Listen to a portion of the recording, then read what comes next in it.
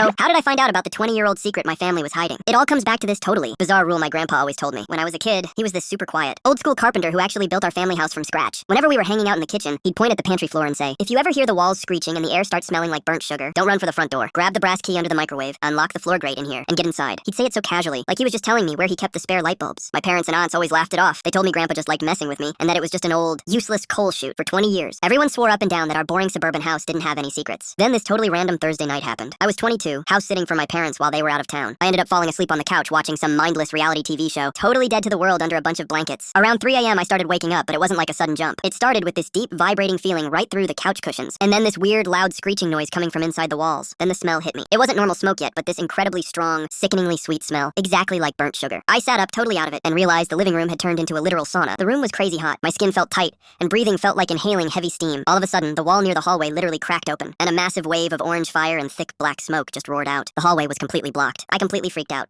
My heart was pounding out of my chest, and my brain just froze as the room filled up with dark smoke. But right then, Grandpa's voice popped into my head. I didn't even think. I dropped to my knees, scrambled into the kitchen, lunged under the microwave, and grabbed that brass key. I ripped back the pantry rug, shoved the key into the heavy iron grate, and turned it. I expected a shallow, dusty coal chute, but when I shined my phone flashlight down there, it lit up a perfectly clean brick tunnel with a ladder. I jumped inside and slammed the heavy hatch shut. Right as the kitchen ceiling crashed down above me, I walked through the cool underground passage and popped out of a hidden trapdoor inside our old detached garage across the yard. That's how I found out the truth. My family hadn't just been hiding some silly myth. Grandpa had secretly spent years digging out a massive escape tunnel under the house that nobody else believed existed. Sitting out in the driveway watching the house burn down, I just started crying. He wasn't crazy at all.